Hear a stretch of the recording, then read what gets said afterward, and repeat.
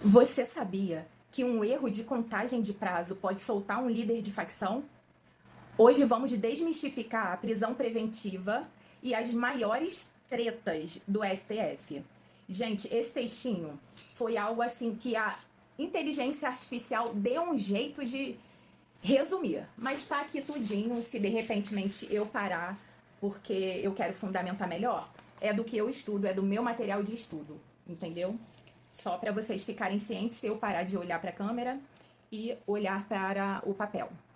A prisão preventiva é uma prisão cautelar, não é uma pena antecipada. Não existe mais prisão obrigatória automática, igual antigamente, que mesmo a pessoa era condenada, mesmo ainda podendo recorrer, ela já era presa preventivamente para começar o início da execução. Hoje, não mais. Por exemplo, também, quando o condenado, na primeira fase do júri, era pronunciado, ele também começava a cumprir a pena sem mesmo ter sido condenado. Começava a cumprir a pena privativa de liberdade, entendeu?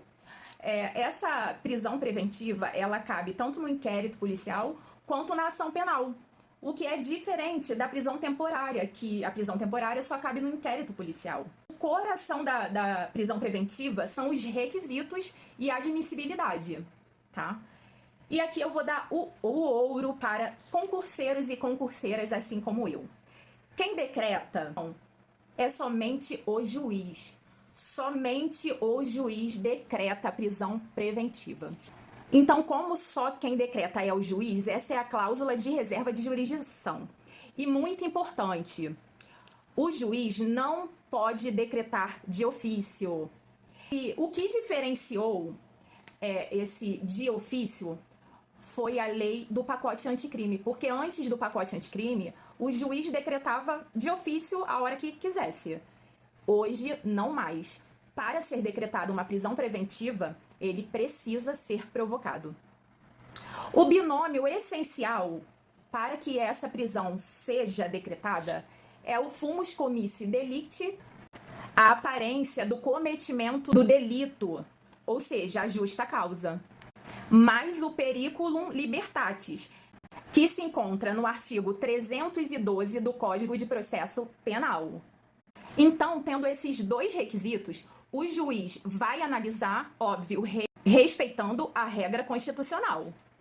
Agora eu vou dar outra dica de ouro para os concurseiros e as concurseiras. O que está lá no artigo 312, vou passar para vocês os mnemônicos que eu uso, aliás, que todo concurseiro usa, né? Os macetes. Então, para gravar o que tem no 312, que tem que ter um desses requisitos do 312 para que a prisão preventiva seja decretada.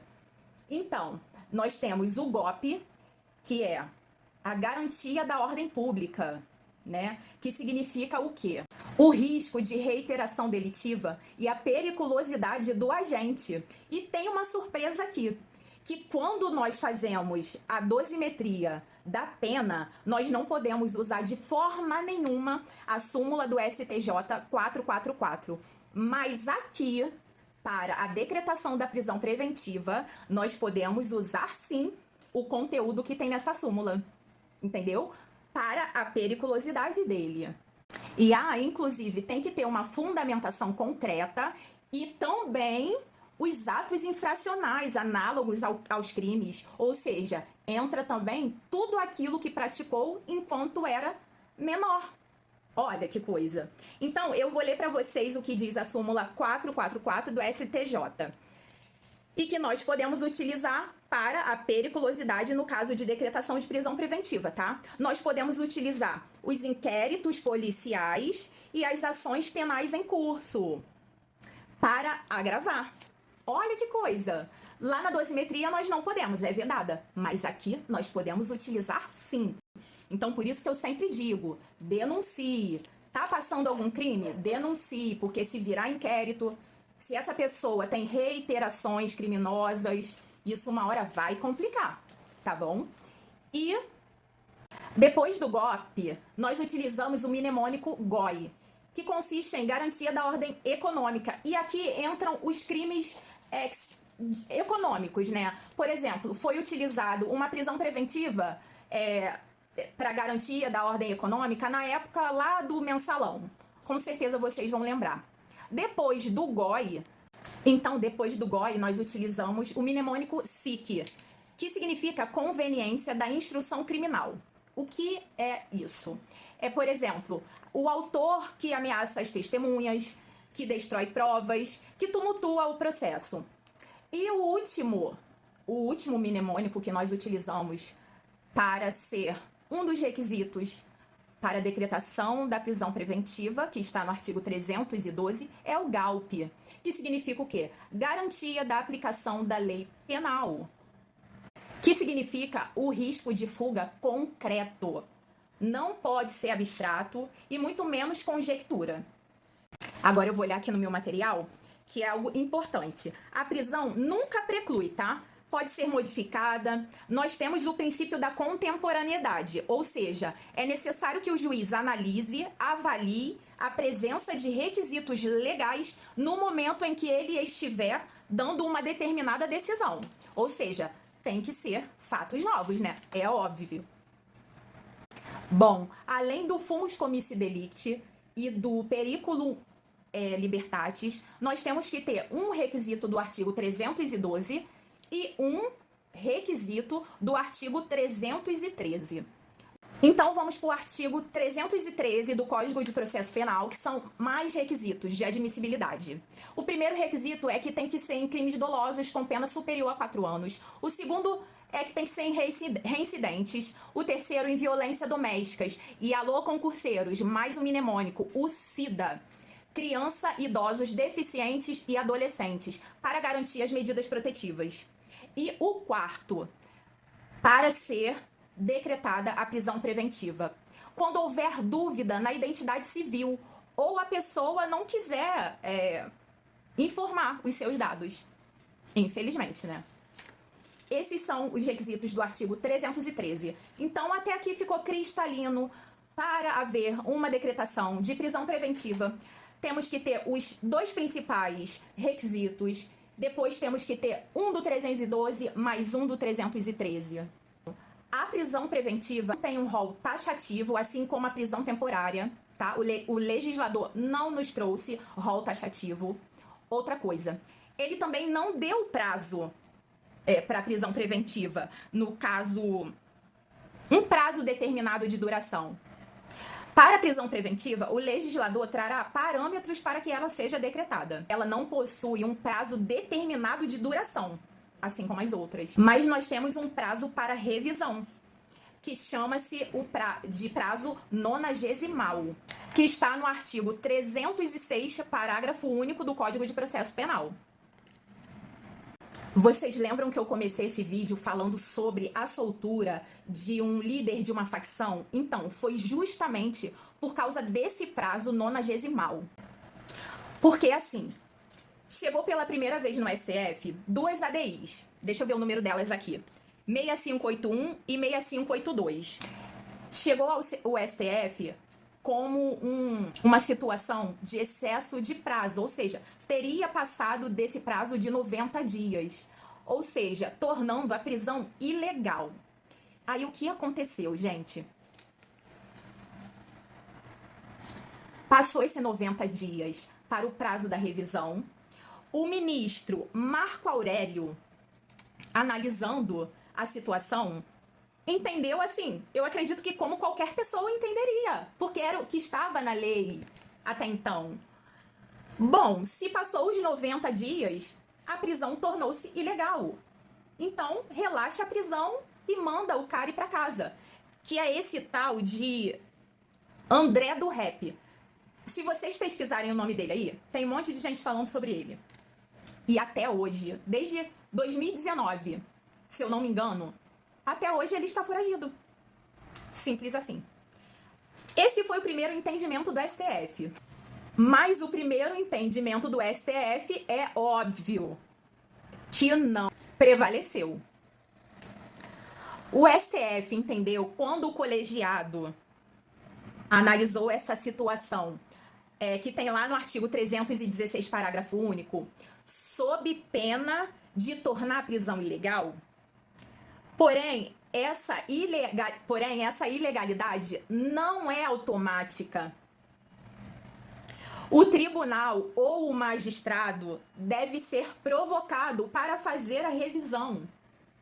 E esse é o segundo entendimento do STF. Gente, lá no artigo 313, parágrafo 2º, diz assim, ó: não será admitida a decretação da prisão preventiva com a finalidade de antecipação de cumprimento de pena ou com a decorrência imediata de investigação criminal ou de apresentação ou recebimento da denúncia.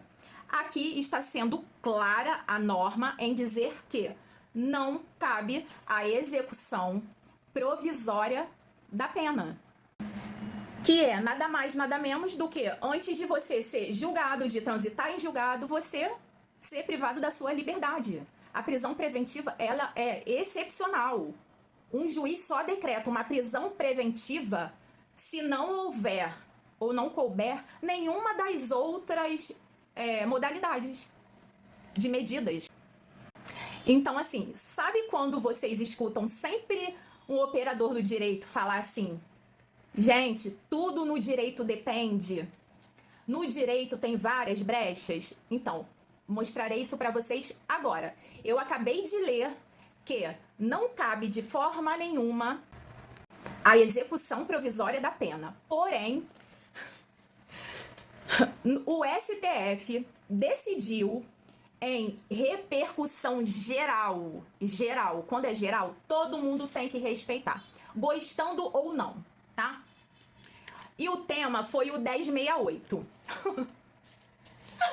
Lembrando que eu acabei de falar que não cabe em nenhuma situação a execução provisória da pena. Aí olha como começa esse julgado de repercussão geral do STF. A execução imediata da pena imposta ao recorrido, condenado pelo júri, em vista da soberania dos vereditos, sendo constitucional, e está no artigo 492, inciso 1 do CPP, Código de Processo Penal, se presentes os requisitos da prisão preventiva ou, no caso de condenação a uma pena igual ou superior a 15 anos de reclusão, cabe a execução provisória da pena. Agora vocês entenderam por que vocês têm que entender quando o operador do direito diz que no direito tudo depende? No direito tudo tem brecha? É isso. E não fica por aqui. Vamos lá. Aí o STF vem, não satisfeito, e abre mais um pouquinho a brecha, dizendo assim, ó: bom, faz o seguinte, caberá prisão preventiva no júri, independentemente da quantidade de pena. Independentemente da quantidade de pena. Eu vou te dar o exemplo para você entender do que eu estou falando. Antes era 15 anos, e aí o STF não ficou de jeito nenhum satisfeito. Antes de dar o exemplo, eu vou te dizer que não viola o princípio da presunção de inocência ou da culpabilidade, tá? E não se aplica de forma alguma prisão preventiva em legítima defesa, tá? Artigo 314 do Código de Processo Penal. Deixa eu ver aqui. Vamos recapitular. O STF disse que caberia a pena preventiva nos crimes com pena igual ou superior a 15 anos e, de repentemente, ele falou, não, cabe independentemente da quantidade de pena. E eu vou dar um exemplo para você entender melhor. Artigo 126 do Código Penal diz assim: provocar aborto com o consentimento da gestante. Pena, reclusão de 1 a 4 anos. Se essa mulher que consentiu o aborto pegar 1 ano, ela sai do tribunal do júri presa.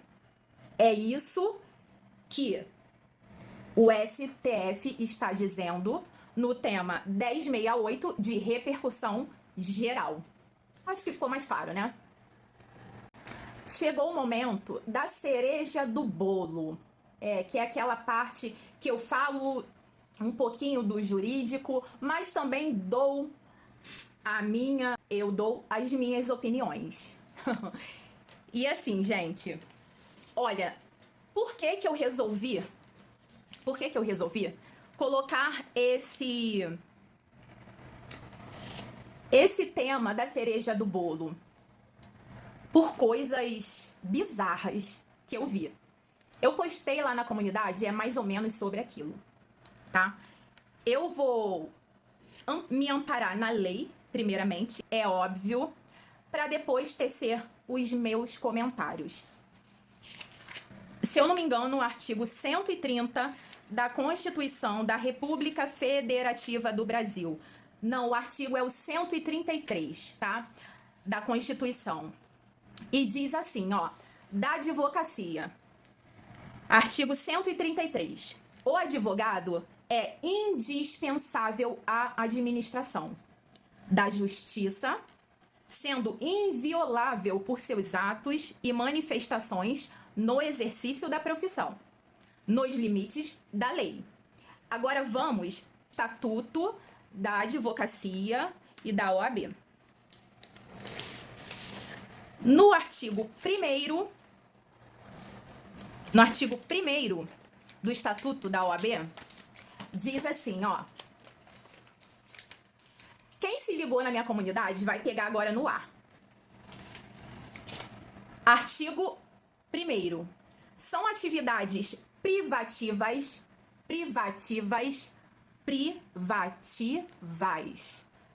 da advocacia.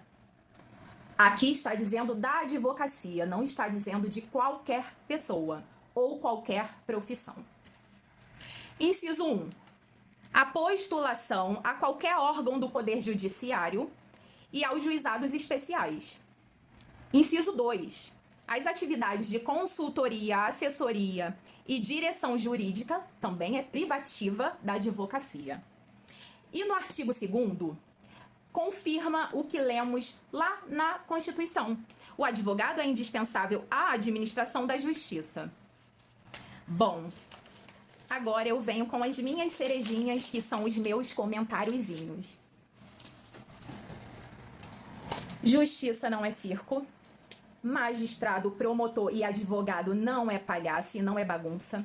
Não é à toa, são muitos anos que os operadores do direito estudam para saber o que sabem e, principalmente, para fazer o que eles juram, que é defender. Então, aqui, ó, nem sei se tem coisa no meu dente. Não, não tem. Bom, então, somente advogado pode apresentar as peças, somente advogado pode interpor recursos, somente advogado pode requerer, somente advogado pode oferecer, somente advogado pode opor. Então, eu voltarei nos legitimados, ou seja, nas pessoas autorizadas para pedir a prisão preventiva. E os legitimados encontram-se no artigo 311 do Código de Processo Penal. No inciso 1 tem o Ministério Público, no inciso 2 tem o querelante, no inciso 3 tem o assistente de acusação e no inciso 4 nós temos a autoridade policial, que é o delegado, que ele representa diretamente ao juiz. Bom, pelas barbaridades, bizarrices, e eu não sei mais que nomes eu posso dar, existem pessoas que confundem o inciso 2, que está escrito querelante. Primeiramente, o querelante só aparece no artigo 44, se eu não me engano, do Código de Processo Penal. Diz assim, ó. A queixa poderá ser dada por procurador é advogado ou advogada, tá? Com poderes especiais, devendo constar do instrumento do mandato o nome do querelante. Aí, blá, blá, blá, blá, blá. Só ler, quem tiver interesse nesse assunto, leia. Então, assim, não é porque está no artigo 311 do CPP que é legitimado a pedir uma prisão preventiva para alguém, que uma pessoa se acha querelada. Bom, calma aí. Nesse momento eu não vou conseguir raciocinar um exemplo, mas só temos querelante em ações privadas, ou seja, crimes contra a honra. Nós vemos que tem crimes... Bom, pelo que eu saiba, existe ações penais privada, ações penais incondicionada, que são as públicas, e existe a ação penal condicionada à representação. Aí tem outras ações, que eu não vou me aprofundar aqui, que tem a personalíssima, tem a cível, se de repentemente tiver a inércia do promotor, enfim. Então, o que eu quero dizer com isso?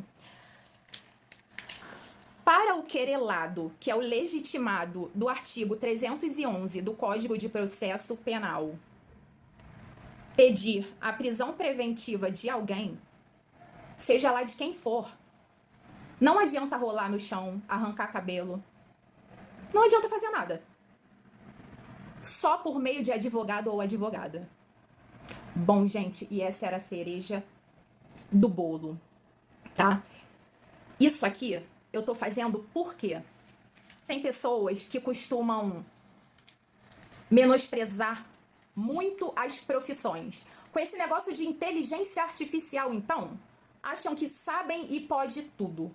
Mas é o que eu sempre falo. Se tiver um ignorante do conteúdo por trás do computador ou do celular, a inteligência artificial responderá bizarrices. E aquele ignorante de conteúdo vai achar que, meu Deus, descobriu o mundo. Tem gente que faz até petições e nunca estudou direito. Ou seja, tá bizarro, tá estranho, tá vergonhoso. Tô fora do esmalte da vergonha alheia. Não uso, não quero, muito obrigada. Bom, e eu tenho uma mensagem final, que é para os OABeiros. Continuem a nadar. Porque não importa quantas vezes vocês sejam reprovados, a sua hora vai chegar, o seu dia já está marcado. Lembre-se sempre que o seu domingo já está anunciado. Lembra daquela música assim, ó?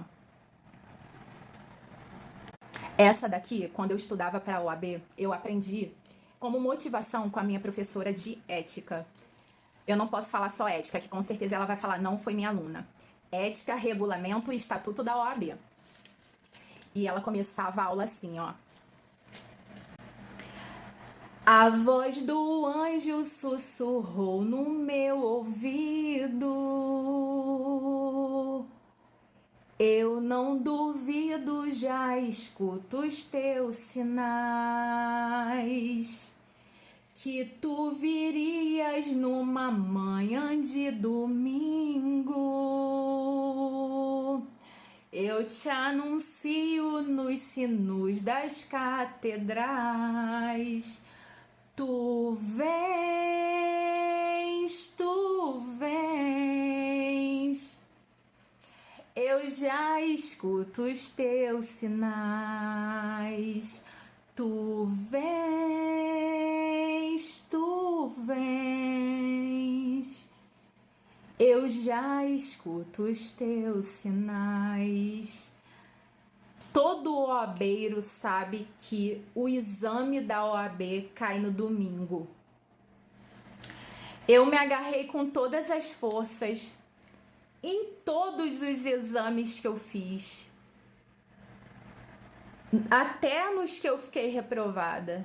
Para mim, a voz do anjo veio naquele domingo e ali eu seria anunciada na próxima lista de aprovados da OAB. E eu demorei um pouco, mas uma hora o meu nome, o nome dos meus ancestrais saíram. e eu sou um orgulho para eles. Então não desista. Continue cansado, continue ferido, continue triste, machucado, doente, mas não pare, nunca desista, continue a nadar. Beijos jurídicos e morais, sejam luz.